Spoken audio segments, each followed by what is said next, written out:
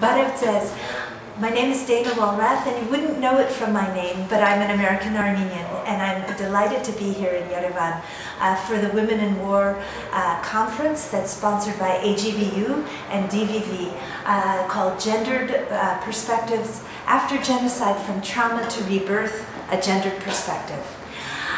I was invited here to share a new art installation that I made that takes 9 of the genocides of the past 500 years and then creates handmade books about them so that we can experience dehumanization, which is a fundamental part of genocide.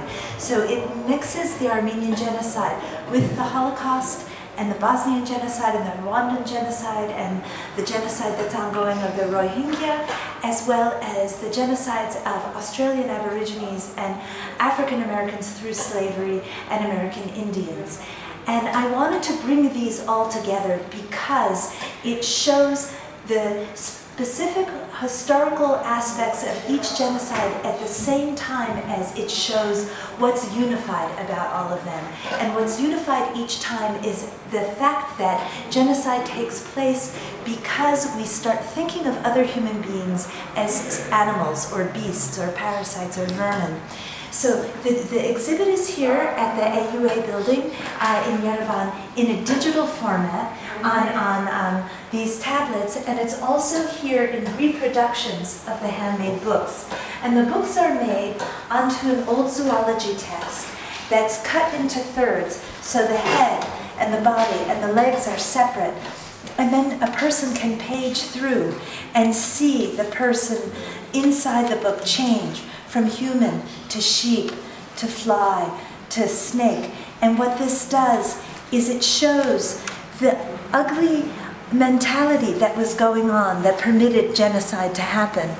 And in each book, I specifically chose animals that represented that time and place, as well as the hate rhetoric that was used to allow genocide to happen. To accompany this exhibit, I also brought some of the work that I've made over the past 30 years as a visual artist that relates to Armenia. Like so many of us, we long for our homeland. My grandfather was Vanetsi, my grandmother was Palutsi. And I came here to Soviet Armenia in '77 and then to Western Armenia, Eastern Turkey in 1984.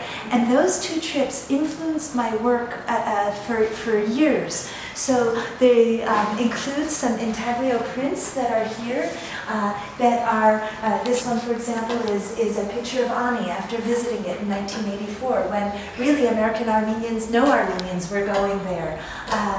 Over here is an oil painting that is also reflecting sort of the beauty of the landscape and the way that it speaks to us, and sort of just the way the colors shine and resonate. This one here is called Ararat, and it represents our longing to look at it so far away. And that's what I felt when I was there in 1984 on the other side of the border.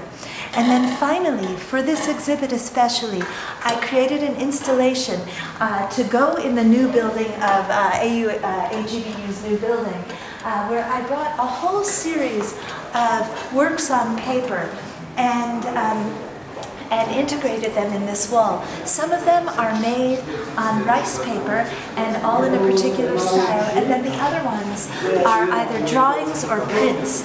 And they are 2 bodies that are trying to figure out how they can interact with each other.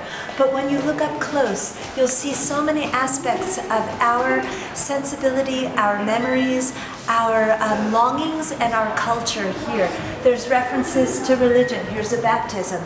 There's references to the mountains that are so much of our landscape and our longing. There's obviously references to the violence and the killing and so forth. But there's also reference to our imagination and to our fun, because we are a very strong people who are now here emerging and going forth into the future. I'm so proud to be a part of this conference because it's a chance for Armenians to really integrate our issues with the rest of the world, because we, like so many other peoples, have experienced these kinds of tragedies, and when we band together, we're all stronger and we can create a better world that will make it so genocide won't happen again.